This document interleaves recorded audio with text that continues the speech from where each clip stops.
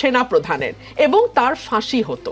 পুরো পদক্ষেপ নিয়েছেন সেনাবাহিনী। তখন এই দুইটা ইউটিউবারগুলো ওই 2 টাকা ইনকামের দিকেই আবার তাদের পুরো ফোকাসটা দিতে হবে। গতকাল প্রেস সচিব বললেন, আমরা আইসিটির প্রধান প্রসিকিউটরের দপ্তর থেকে জানতে পেরেছি যে এই মুহূর্তে সশস্ত্র বাহিনীর আর কোনো কর্মকর্তার বিরুদ্ধে গ্রেপ্তারি পরোয়ানা জারির পরিকল্পনা নেই। শতাধিক সেনা কর্মকর্তার বিরুদ্ধে গ্রেপ্তারি পরোয়ানা জারি হতে যাচ্ছে। সামাজিক যোগাযোগ মাধ্যমে ছড়িয়ে পড়া এমন দাবি প্রত্যাখ্যান করে শফিকুল আলম বলেছেন, এই খবর সম্পূর্ণ ভিত্তিহীন ও মন গড়া গুজব। তিনি বললেন যে এ ধরনের অপপ্রচার সাধারণ মানুষের মধ্যে, বিশেষ করে সশস্ত্র বাহিনীর ভেতরে বিভেদ সৃষ্টির উদ্দেশ্যে চালানো হচ্ছে।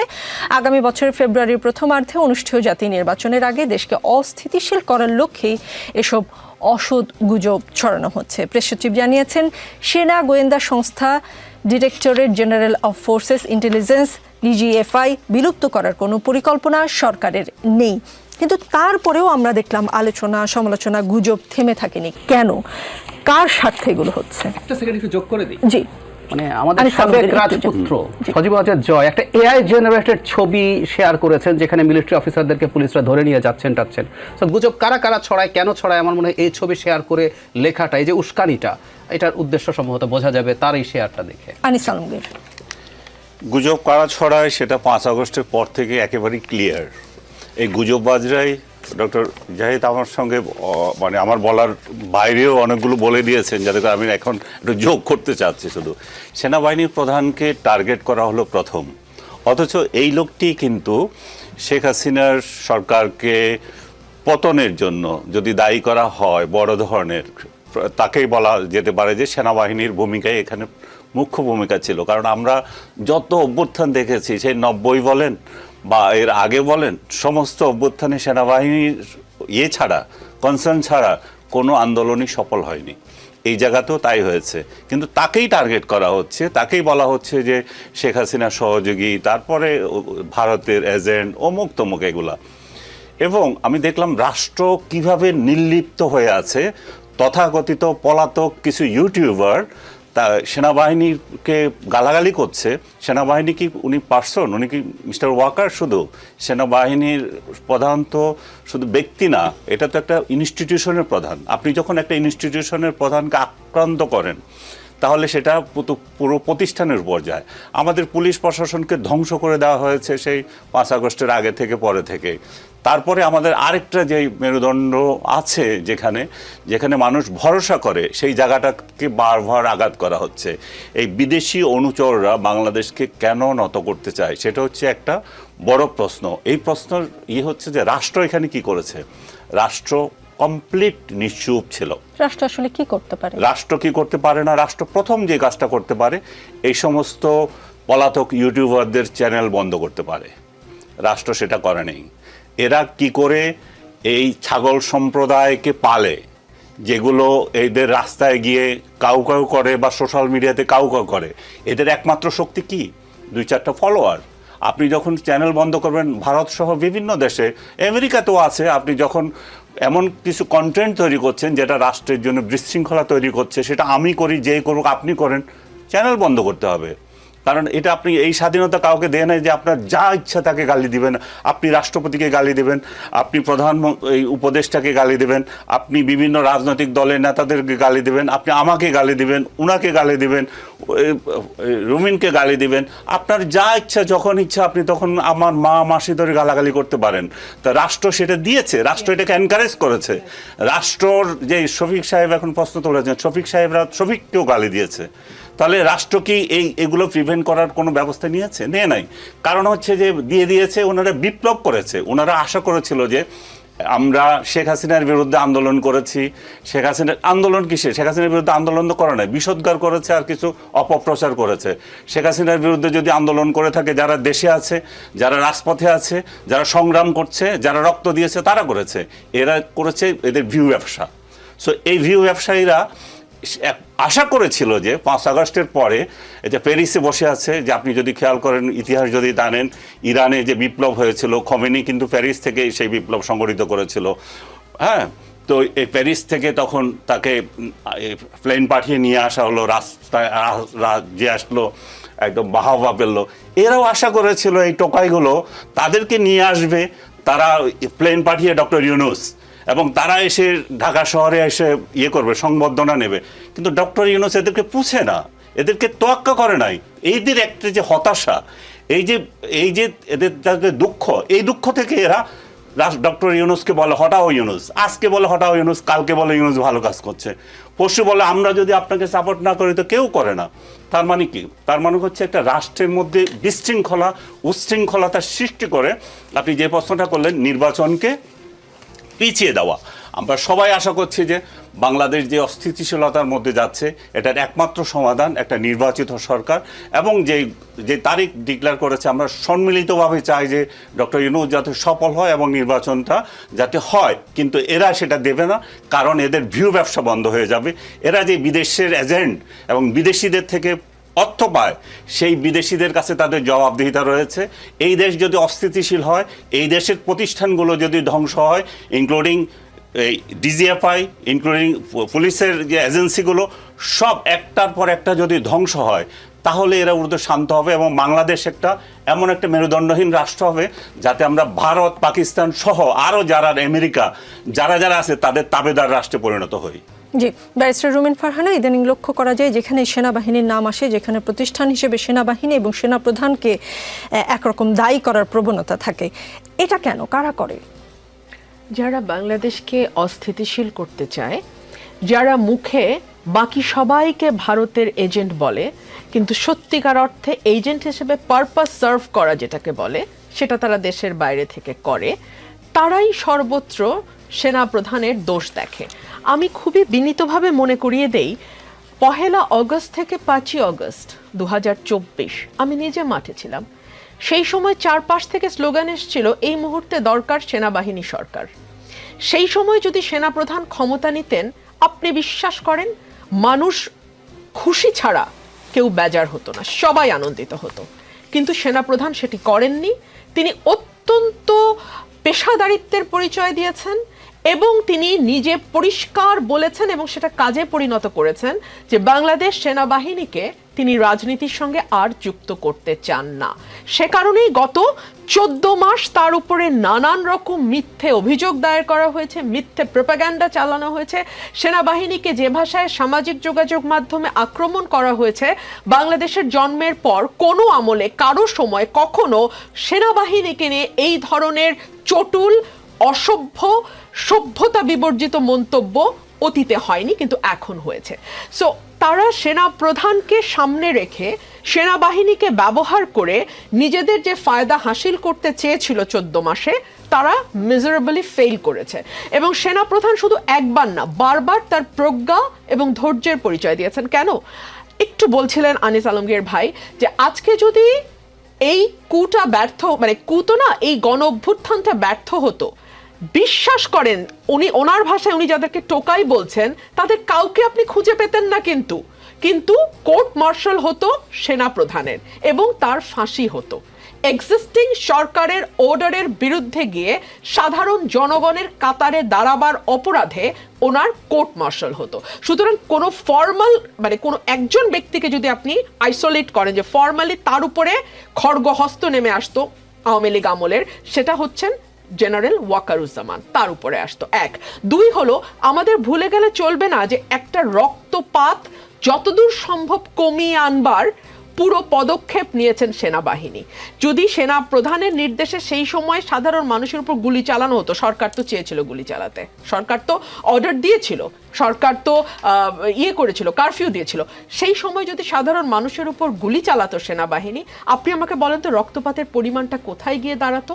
3 হলো শেখ হাসিনাকে যদি গণভবনে গুলি করে মেরে ফেলা হতো, যেটা নাকি শেখ হাসিনা নিজেও বলছিলেন যে আমাকে মেরে ফেলেন আপনারা, ওই সময় যদি তার ওখানে রক্তপাত হতো, আজকে আওয়ামী লীগের যে বিচারের কথা হচ্ছে সেটার চেয়ে কিন্তু অনেক বড় হয়ে দাঁড়াতো যে তার দলের লোকজন বলবার সুযোগ পেত তিনি দেশের জন্য জীবন দিয়েছেন, তিনি দেশ থেকে সরে যাননি, দেশের স্থিতিশীলতা, দেশের সার্বভৌমত্ব এবং দেশপ্রেম থেকে তিনি আত্মবিসর্জন দিয়েছেন।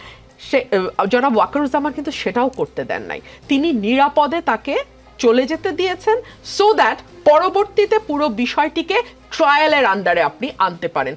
একটা আবেগ যেখানে তৈরি হতে পারতো সেটা তৈরি হতে না দিয়ে উনি পেশাদারিত্বের সঙ্গে পুরো সময়ের এই 36 দিন প্লাস এর আগের 15 বছর সবই তো এখন আস্তে আস্তে সামনে আসছে, সেগুলোকে একটা প্রপার ট্রায়ালের মধ্যে আনবার চেষ্টা উনি করেছেন। সুতরাং এবং last but not the least, তার সবচেয়ে বড় অপরাধ হচ্ছে তিনি প্রথম থেকে একটা নির্বাচনের কথা বলছেন। এই নির্বাচনটা না অনেকেই চায় না। কারা চায় না? কিছু বিদেশি ইউটিউবার যারা এখন মনে করে যে এই সরকার থাকলে তারা খুবই পাওয়ার এক্সারসাইজ করতে পারবে, এবং তারা পাওয়ার এক্সারসাইজ করেও। বেশ কিছু নিয়োগ আমরা দেখেছি সরকারের ভেতরে, যেটা একেবারে বোঝাই যায় যে তাদের গ্রিন সিগন্যালে নিয়োগগুলো হয়েছে। সো তারা যে একটা আনহোলি নেক্সাস তৈরি করে একটা আনহোলি পাওয়ার এক্সারসাইজ করতে পারছে, একটা নির্বাচন হওয়ার পরে যখন একটা জনগণের ম্যান্ডেট পাওয়ার সরকার আসবে, তখন এই 2 টাকার ইউটিউবারগুলো ওই 2 টাকা ইনকামের দিকেই আবার তাদের পুরো ফোকাসটা দিতে হবে। তো তারা তো তখন এই যে রাষ্ট্রের বড় বড় সিদ্ধান্তকে ম্যানিপুলেট করা, রাষ্ট্রের কে কোথায় কোন পদে বসবে সেটাকে ম্যানিপুলেট করা, এই কাজগুলো তো আসলে তারা তখন আর করতে পারবে না। এবং যখন যাকে খুশি তাকে পিক করলো, তাকে নিয়ে যাচ্ছে তাই মিথ্যা প্রোপাগান্ডা ছড়ালো এবং তাকে মনে করলো যে পলিটিক্যালি তাকে যথেষ্ট হ্যারাস করা হয়েছে। এই যে একটা অবারিত সুযোগ ইউনূস সাহেব উদাস মুখে চেয়ারে বসে থেকে এই ইউটিউবারদের দিচ্ছেন, এটা তো আসলে একটা নির্বাচিত সরকারের সময় এই পাত্তাটাই তারা পাবে না। সো এইসব কারণে যারা নির্বাচনের কথা বলে, আপনি একদম লক্ষ্য করে দেখবেন, আমি শুরু থেকে নির্বাচনের কথা বলেছি, বারবার নির্বাচনের কথা বলেছি। আমাকে ভারতের এজেন্ট বলা হয়েছে, রয়ের এজেন্ট বলা হয়েছে, আমাকে ম্যালাইন করা হয়েছে, আমাকে স্টিগমাটাইজ করা হয়েছে জাস্ট বিকজ আমি নির্বাচনের কথা বলছি। একদম একই কারণে সেনাপ্রধানকেও বারবার নানান রকম হেনস্থার মুখোমুখি হতে হচ্ছে। তবে বাংলাদেশের সৌভাগ্য যে জেনারেল ওয়াকারের মতন একজন সেনাপ্রধান তারা পেয়েছে। কেন বলছি? তিনি ওই 36 দিনের তার যেই অবদান, সেটাকে আমি একপাশে সরিয়ে রেখে বলি, তিনি চাইলে বাংলাদেশকে মিলিটারি শাসনের দিকে নিতে পারতেন, নেন নাই। তিনি একজন আর্মি পার্সোনাল হয়েও বারবার নির্বাচনের তাগিদ দিয়েছেন। এটা কিন্তু একজন আর্মি পার্সনের কাছ থেকে আমরা দেখে অভ্যস্ত না। সো তিনি কিন্তু তার সমস্ত পিছনের ইয়েগুলো ভেঙে দিয়ে, নর্ম যেগুলো আমরা দেখে অভ্যস্ত সেই জায়গাগুলো ভেঙে দিয়ে তিনি একেবারে পেশাদারিত্বের একটা পরিচয় দিয়েছেন। আজকে আমি একটা নিউজ দেখছিলাম, আপনি নিশ্চয়ই জানেন যে আইসিটি অ্যাক্ট সংশোধন করা হয়েছে এবং সেখানে সেকশন 23-তে বলা হচ্ছে যে যদি কোনো ব্যক্তি আইনের 3 নম্বর ধারায় বর্ণিত অপরাধে অভিযুক্ত চার্জড হন, তাহলে অভিযোগ গঠনের মুহূর্ত থেকে তিনি চাকরি থেকে বরখাস্ত বা পদচ্যুত হবেন। আমি একজন আইনজীবী হিসেবে শুধু এটুকুই বলি যে এই সেকশনটা এইটা সংবিধানের সঙ্গে সরাসরি সাংঘর্ষিক। সংবিধানের আর্টিকেল 35 and আর্টিকেল 26 ক্লিয়ারলি বলে দিচ্ছে যে কোনো ব্যক্তিকে বিচার হওয়ার আগে, দোষী সাব্যস্ত হওয়ার আগে তার বিরুদ্ধে কোনো শাস্তিমূলক ব্যবস্থা নেওয়া যাবে না। এবং 26 বলছে যে কোনো আইন যদি সংবিধানের এই পার্টের সঙ্গে, পার্ট 3 এর সঙ্গে সাংঘর্ষিক হয়, তাহলে সেই আইনটি then and there void, null and void বলে গণ্য হবে। কিন্তু আমি তো আইনের মারপেচ যতদূর বুঝি না ব্যারিস্টার রুমিন ফারহানা, আমি পরে এসে আপনার কাছে উত্তরটা নিব। যেটা আজকে চিফ প্রসিকিউটর বলেছেন, মানবতা বিরোধী অপরাধ, যুদ্ধাপরাধ ও গণহত্যার বিচার নিয়ে আন্তর্জাতিক অপরাধ ট্রাইব্যুনালের এই আইন তৈরি করা হয়েছে। এসব আইন সংবিধানের কোনো অনুচ্ছেদ বা বিধানের সঙ্গে অসামঞ্জস্যপূর্ণ হলেও প্রাধান্য পাবে। অর্থাৎ সংবিধান নিজেই বলে দিচ্ছে যে সংবিধানের চেয়েও আন্তর্জাতিক অপরাধ ট্রাইব্যুনাল আইন শক্তিশালী, এটি সংবিধানের মাধ্যমে স্বীকৃত। তাই এই আইনের কোনো বিধানকে চ্যালেঞ্জ করা যাবে না, এই আইনের কোনো বিধানকে চ্যালেঞ্জ করে উচ্চ আদালতে রিটও করা যাবে না, এটি সব আইনের উপর প্রাধান্য পাবে। সুতরাং এই আইনের বিধানে যে বিচারের প্রক্রিয়া রয়েছে তার মধ্য দিয়েই সবাইকে চলতে হবে এবং বাইরে যাওয়ার কোনো সুযোগ নেই। আমি ফিরে এসে আপনার কাছে উত্তর নিব। অবসরপ্রাপ্ত মেজর আব্দুল্লাহ আল মাহমুদ গেল 8 অক্টোবর সাবেক ও বর্তমান 25 সেনা কর্মকর্তার বিরুদ্ধে গ্রেফতারি পরোয়ানা জারি করে আন্তর্জাতিক অপরাধ ট্রাইব্যুনাল। তাদেরকে 22 অক্টোবরের মধ্যে গ্রেফতার করতে বলা হয়েছে। 25 জনের 15 জন সেনা হেফাজতে আছেন। শনিবার বিকেলে ঢাকায় আর্মি অফিসার্স মেসে আয়োজিত সংবাদ সম্মেলনে সেনাবাহিনীর adjutant general major general Mohammad Hakimuzzaman জানান, সংবিধান স্বীকৃত বাংলাদেশের সব আইনের প্রতি সেনাবাহিনী শ্রদ্ধাশীল। 22 অক্টোবর সেনা হেফাজতে থাকা এই 15 জনকে ট্রাইব্যুনালে হাজির করা যাবে কিনা এমন প্রশ্নের উত্তরে তিনি বলেন, আইনি উপায়েই সমাধান করা হবে। আজকে আন্তর্জাতিক অপরাধ ট্রাইব্যুনালের চিফ প্রসিকিউটর তাজুল ইসলাম বলেছেন, সেনাবাহিনী, নৌবাহিনী, বিমান বাহিনী, গোয়েন্দা সংস্থা, পুলিশ সহ বিভিন্ন ডিসিপ্লিনারি ফোর্সের বিচারের জন্যই আন্তর্জাতিক অপরাধ ট্রাইব্যুনাল আইন 1973 বিশেষভাবে তৈরি করা হয়েছে। এই আইনে যেসব অপরাধের বিচার করা হচ্ছে সেসবের বর্ণনা বাংলাদেশের সাধারণ কোনো আইনে নেই, এমনকি সেনাবাহিনী, নৌবাহিনী বা বিমান বাহিনীর নিজস্ব আইনেও নেই। এটি একটি বিশেষ আইন। তার কথা সারমর্ম হচ্ছে সেনা কর্মকর্তাদেরও বিচারের উপযুক্ত স্থান হচ্ছে ট্রাইব্যুনাল। এই যে 8 তারিখ থেকে আজকের এই আপডেট পর্যন্ত বর্তমান ও সাবেক সেনা সদস্য মানে সেনা পরিবার মানে আমাদের সেনাবাহিনীর মধ্যে প্রতিক্রিয়া কি? জি, ধন্যবাদ আপনাকে। Talk of the day, burning questions, সবার এটা নিয়ে আলোচনা হচ্ছে। বাট একটা জিনিস আমরা খুব সহসায় ভুলে যাচ্ছি মনে হয়, আমরা যারা আছি, বিভিন্ন স্টেক হোল্ডার্স যারা আছি এখানে, আইসিটি একটা স্টেক হোল্ডার্স, আমি বলবো যে গভর্নমেন্ট কিছুটা নিউট্রাল প্লে করলেও গভর্নমেন্ট একটা স্টেক হোল্ডার্স, আমাদের বাহিনী যারা আছে বাহিনী একটা স্টেক হোল্ডার্স। এখন বাহিনীতে ধরো ফার্স্ট অফ অল আমরা এই হাউসে যারা আছি, যারা কনভিক্টেড অথবা যাদের বিরুদ্ধে এলিগেশনস আছে, যারা আসলেই মানবতা বিরোধী অপরাধ করেছে, তাদের শাস্তি হতে হবে, এটা তো আমরা সবাই একমত, রাইট? এখন এই শাস্তিটা কিভাবে হবে এবং কোন প্রক্রিয়াতে হবে সেটা ডিটারমাইন করবে নিশ্চয়ই গভর্নমেন্ট। অফকোর্স মানে সেনা পরিবারের বিচারটা নিয়ে কোনো ধরনের কোনো যেটা বলা হচ্ছিল যে আসলে সেনা পরিবার বলতে আপনি নিশ্চয়ই বুঝতে পেরেছেন যে সাবেক এবং বর্তমান যারা কর্মরত আছেন সবাইকে একটা অসন্তোষ, তারা এর জন্য কু করবে বা এই ধরনের যে কথাগুলো বলা হচ্ছিল। আমি এটাতেই আসছি, দেখেন মানে বিচারটা আসলে কোন প্রক্রিয়ায় যাবে। এখন যখন তাদের বিরুদ্ধে এই আইনি পদক্ষেপ নেওয়া হয়েছে, অবশ্যই দেশের সার্বভৌমত্বের রক্ষাকারীর যে প্রতীক বাংলাদেশ সেনাবাহিনী অথবা অন্য সশস্ত্র বাহিনীর অন্যান্য যে সংস্থাগুলো আছে, তারা কখনোই দেশের প্রচলিত আইনের বাইরে যেয়ে কিন্তু অদ্যাবধি কোনো ধরনের কাজ করে না। অর্থাৎ বিচারিক প্রক্রিয়া যখন একটা শুরু হয়েছে, সেই বিচারিক প্রক্রিয়াকে অবশ্যই তারা ইতিহাস বলে সম্পূর্ণ শ্রদ্ধা দেখিয়েছে। 7 মার্ডার থেকে শুরু করে যাদেরকে হস্তান্তর করা হয়েছিল সব ধরনের নজির কিন্তু আছে।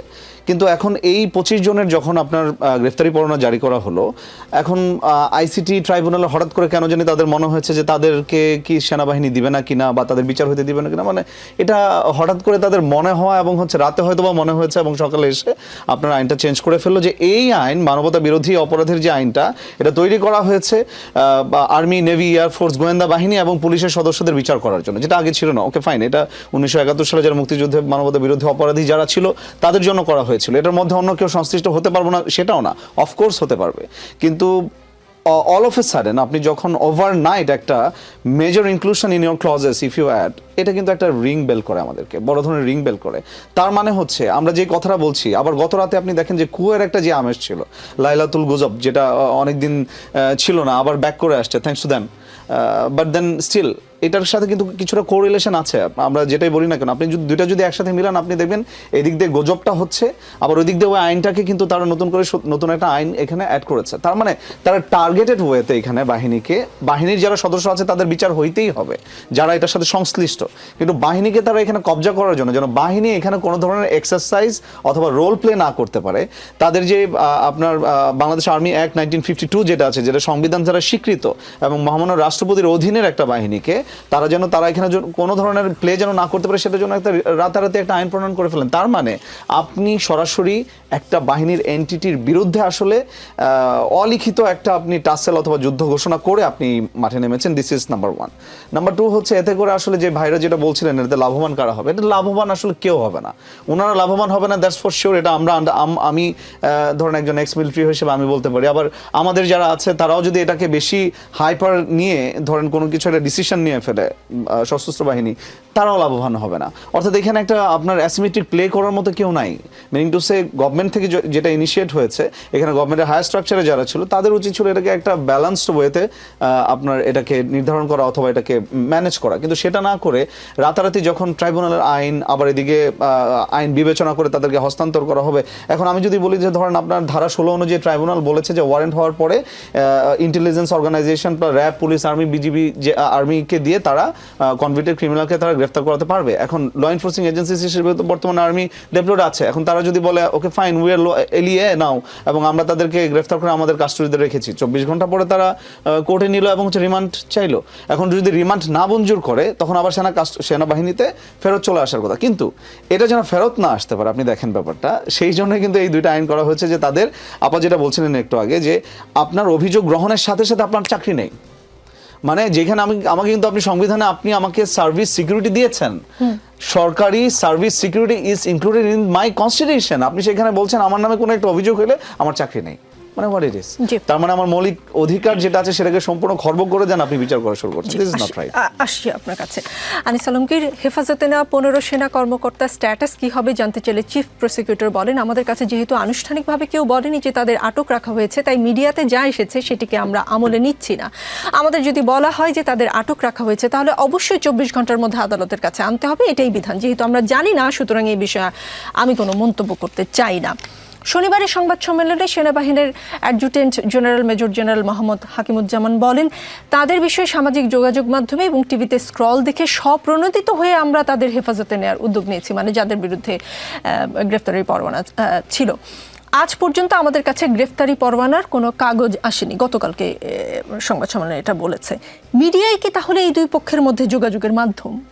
দুই পক্ষ মিডিয়াতে দেখেছে বলেছেন এবং সেই অনুযায়ী তারা অ্যাক্ট করেছেন, তাই তো বলা হচ্ছে বা বুঝতে হবে আমাদের। কিন্তু আমাদের এটুকু দেখতে হবে যে আইন তো আমরা আসলে অত জটিল অনেকগুলো বিষয় আমরা আসলে বুঝি না।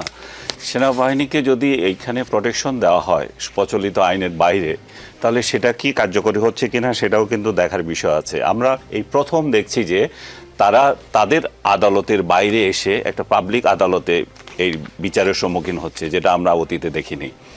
তাও এই জন্য মানুষের কাছে এটা বিষয়টা বিস্ময়কর লাগছে। যদি রাষ্ট্রের আইন যদি এটা কভার করে যে তারাও সাধারণ জনগণের মতো তারা এখানে আসতে পারবে, তাহলে ঠিক আছে। আর তারা যেই প্রতিষ্ঠানগুলোতে চাকরি করে এই জিনিসটা কেউ বলছে না, ওই প্রতিষ্ঠানগুলোই তো তাদেরকে ওই প্রোটেকশন দিচ্ছে এবং ওই প্রতিষ্ঠানগুলোর কার্যক্রম নীতিমালা এমন যে সে ওইভাবে অ্যাক্ট করতে পারছে। আমরা এখানে কিন্তু পার্সন খুলে দেখতেছি প্রতিষ্ঠানগুলো কিভাবে করছে। আমি যদি বলি, আমার দৃষ্টিতে 111 থেকে যেই ডিজিএফআই বলেন এবং অন্যান্য সংস্থাগুলো বলেন যাদেরকে অভিযুক্ত করা হয়েছে এই সমস্ত কাজের জন্য, সেই প্রধানগুলো থেকে শুরু করে অন্যরা, আমি তো দেখি 111-এ যে স্টাইলে সরকার চলেছিল, শেখ হাসিনা শুধু এটা কন্টিনিউশন ছিল, এটা নতুন কিছু হয় নাই। সো আপনি যদি কোনো প্রতিষ্ঠানের ব্যক্তিকে যদি দায়বদ্ধ করতে চান, আমি একটা টেলিভিশনের হেড, আমাকে যদি দায়বদ্ধ করেন তাহলে এখানে কার্যক্রম কীরকম সেটা চেঞ্জ করতে হবে আগে। তো আপনি তো প্রতিষ্ঠানগুলোকে চেঞ্জ করেন নাই, প্রতিষ্ঠানগুলোর কার্যক্রম চেঞ্জ করেন নাই। এখন হঠাৎ করে এসে আমাকে যে দায়িত্ব দেওয়া হয়েছিল সেই দায়িত্ব আমি পালন করলাম কেন, এটা নিয়ে কোশ্চেন করেছেন। এটা নিয়ে কোশ্চেন করাতে এটা জাতীয় এবং আন্তর্জাতিকভাবে এটা বিতর্কিত হচ্ছে। আমরা যে জিনিসটার জন্য সবচেয়ে বেশি আতঙ্কিত ছিলাম সেটা ছিল যে বাংলাদেশ সেনাবাহিনীর উপরে একটা কলঙ্ক আসতে পারে, যেহেতু জাতিসংঘ শান্তি মিশনে তারা কাজ করে। এই শান্তি মিশনের কার্যক্রমে যেহেতু সারা বিশ্বে আমরা এত সুনামের সঙ্গে করছি, সেখানে যেহেতু কোনো আঘাত না লাগে, এবং সেই জন্যই কিন্তু 5 অগাস্টের সেনাবাহিনীর ভূমিকাতে সেই কথাটাও বলা হয় যে তাদেরকে বলা হয়েছিল তোমরা এটা করবে না, এটা করবে না, তোমরা এই ভূমিকায় যাবে না। সো আজকে যেই জায়গায় আছি আমরা, তাহলে আমাদের সেনাবাহিনীকে আমরা বিতর্কিত করি কি তাদের কাছে এই বার্তা দিতে চাচ্ছি যে দেখো এরা হচ্ছে কিলার, এরা হচ্ছে এরা হচ্ছে সেই, এরা গুমের সঙ্গে জড়িত, তাহলে আমাদের সেনাবাহিনীর সেই ইমেজ তাহলে আমরা কোথায় নামাচ্ছি? জি, ডাক্তার জাহিদ, সেনাপ্রধান ওয়াকারুজ্জামান বলেছেন, আমি আপনাদের সতর্ক করে দিচ্ছি, পরে বলবেন যে আমি আপনাদের সতর্ক করিনি। আপনারা যদি নিজেদের মধ্যে ভেদাভেদ ভুলে একসাথে কাজ না করতে পারেন, নিজেরা যদি কাদা ছোড়াছুড়ি করেন, মারামারি কাটাকাটি করেন, এই দেশ এবং জাতির স্বাধীনতা সার্বভৌমত্ব বিপন্ন হবে। আপনার নিশ্চয়ই মনে আছে সেই কথাগুলো। মানে আপনার কি মনে হয় বিভিন্ন স্টেক হোল্ডাররা তার সেই সতর্কবাণী ভুলে গেছেন? ধন্যবাদ। আমি আসছি তার আগে একটা জিনিস, আপনি আনিস ভাইকে আগের দফায় জিজ্ঞেস করার সময় আমাদের প্রেস সচিবের একটা বক্তব্য বলেছিলেন যে আর কারো বিরুদ্ধে গ্রেফতারি পরোয়ানা জারি হবে না। একটা খুবই উদ্ভট কথা। মানে ধরুন যাদেরকে নেওয়া হলো তাদের তদন্ত হবে, তাদের জিজ্ঞাসাবাদ করা হবে, তাতে আরও অনেকের নাম বেরিয়ে আসতে পারে।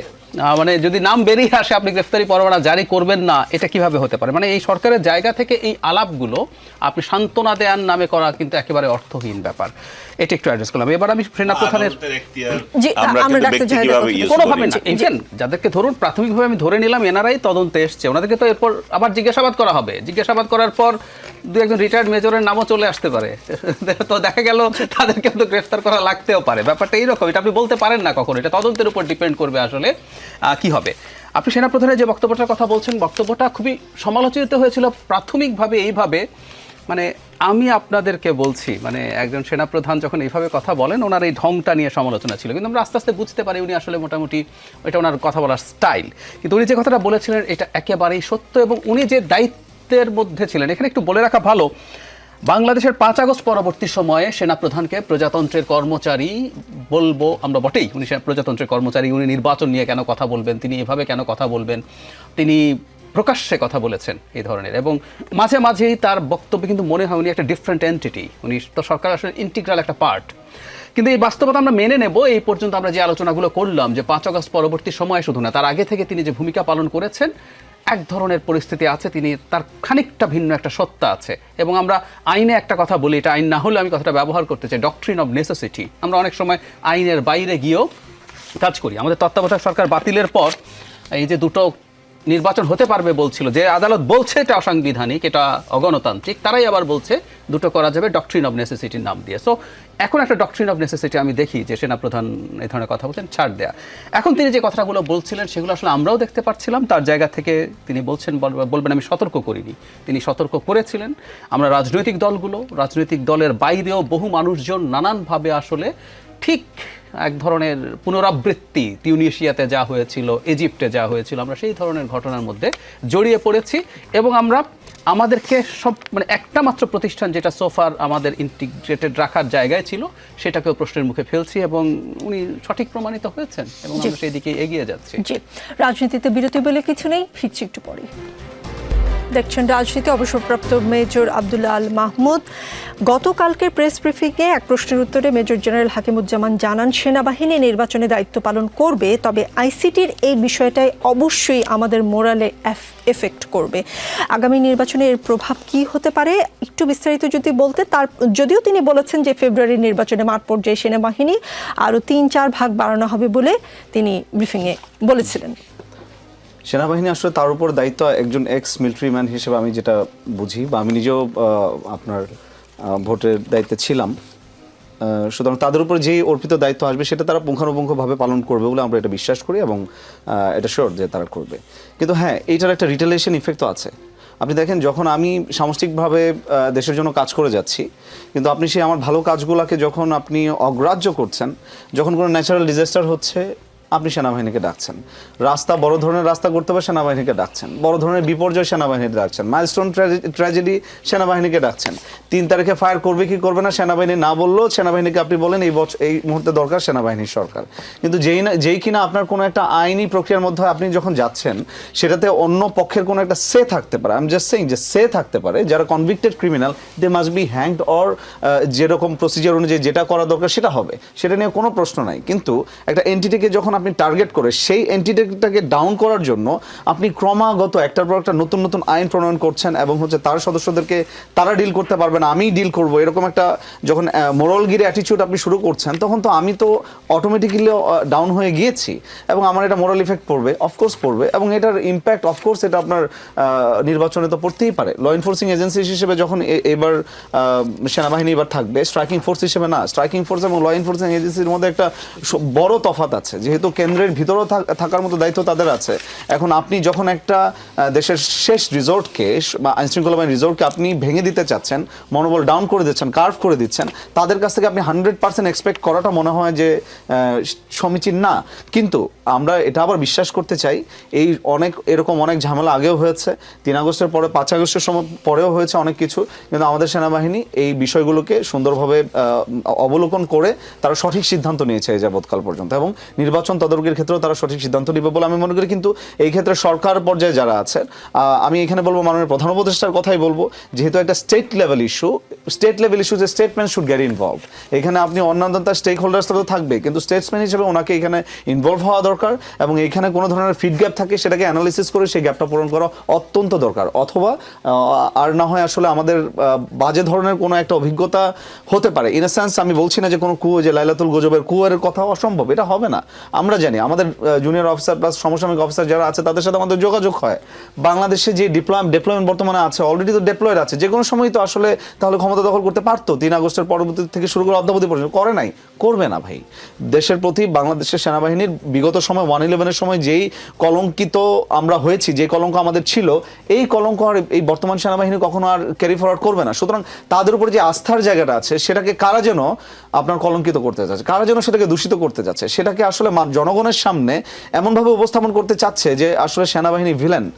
আমরা যার মাধ্যমে দেশের সার্বভৌমত্ব রক্ষা করতে যাচ্ছি, দেশের পতাকা ধরে রাখতে যাচ্ছি, তাকে যখন আমি ভিলেন করতে যাচ্ছি, কারা করতে যাচ্ছে, এটা অবশ্যই খতিয়ে দেখা দরকার। ব্যারিস্টার রুমিন ফারহানা, যেটা বলেছেন মেজর জেনারেল হাকিমুজ্জামান, যে আইসিটির এই বিষয়টা অবশ্যই আমাদের মোরাল এফেক্ট করবে, সেইটা করাটা অস্বাভাবিক কিনা জানাবেন। সাথে আরেকটা বিষয় মাঠের আলোচনায় আছে, নির্বাচনের আগে সরকার পরিবর্তন হতে পারে।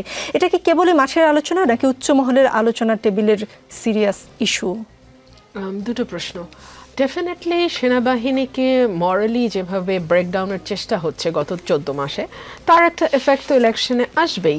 ইলেকশনের আগেই এখন কিন্তু অলরেডি সেনাবাহিনী মাঠে আছে ম্যাজিস্ট্রেসি পাওয়ার নিয়ে। এর মধ্যে আমরা দেখলাম একটার পর একটা ঘটনা ঘটছে এবং অলমোস্ট প্রতিদিন কোথাও না কোথাও কোনো না কোনো ঘটনা ঘটছে।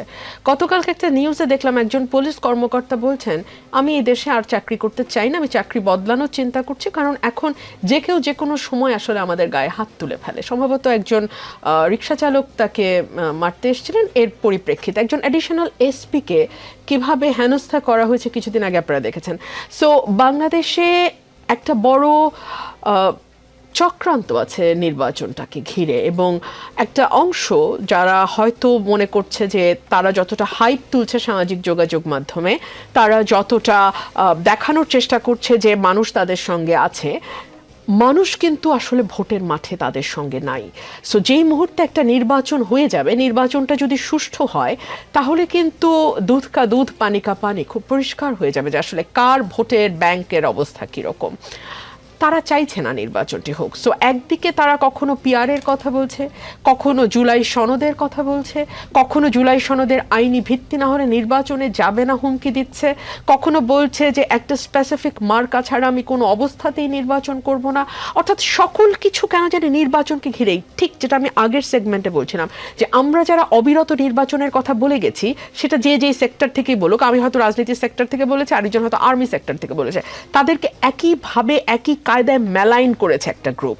এখন আমরা আবার দেখতে পাচ্ছি যে এই নির্বাচনটা যাতে পিছিয়ে যায়, সেজন্য রাজনীতির ময়দানে বিভিন্ন শক্তি তার মতো করে কাজ করছে। সো নির্বাচনটাকে ঘিরে ষড়যন্ত্র আছে, ব্যাপক ষড়যন্ত্র আছে। আর এই 14 মাসে মধ্যে বেশিরভাগ সময় তো সেনাবাহিনী ম্যাজিস্ট্রেসি পাওয়ার নিয়ে ছিল। সো সাধারণ মানুষের কাছে কিন্তু বিষয়টা এখন অনেকটাই অভ্যস্ততায় পরিণত হয়েছে। সো একসময় সেনাবাহিনীর পোশাক পরা দুজনকে মাঠে দেখলেই মানুষ যেরকম একেবারে সোজা হয়ে হাঁটা শুরু করতো, সেই অবস্থা এখন আর নাই। আর তারপরে তো এর পেছনে যারা নির্বাচন ঘিরে ষড়যন্ত্র করছে, তাদের নানান রকম নকশা আছে। আমি যেটা বলছিলাম যে নানানভাবে সামাজিক যোগাযোগ মাধ্যমে মেলাইন করা, যাতা কথা বলা, যে কোনো সময় লোক ডাক দেয়া, এই কু হচ্ছে, এই আওয়াজ তোলা, ইত্যাদি ইত্যাদি তো চলছেই, অবিরাম চলছে। তো সকল কিছু গিয়েই নির্বাচনকে এফেক্ট করবে। নিশ্চয়ই আপনি বলেননি যে এই সরকারের অধীনে নির্বাচন হবে না, নতুন মুখ দেখা যাবে, এইরকম কথা আমি একজন ক্যান্ডিডেট হিসেবে আমি সেটা চাই। আমি চাই নির্বাচনে একজন প্রার্থী হিসেবে, সক্রিয় প্রার্থী হিসেবে আমি সেটা চাই।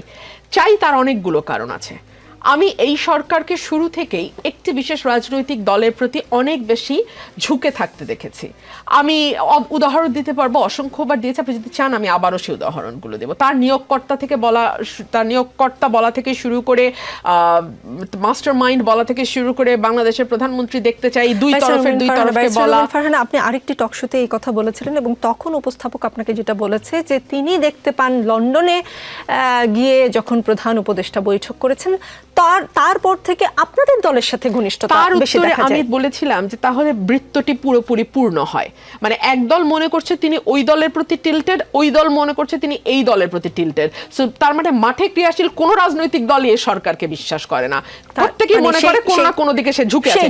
সেই কারণেই এই সরকারের আসলে নির্বাচনের সময় না থেকে ভিন্ন সেট অফ পিপল দিয়ে, যারা মানে 5 বছর 10 বছর 25 বছর 50 বছরে খায়েশ ছাড়া জাস্ট একটা নির্বাচন দিবে, 3 মাস থাকবে, নির্বাচন দিবে, নির্বাচন দিয়ে চলে যাবে। উই নিড ওই রকম সরকার।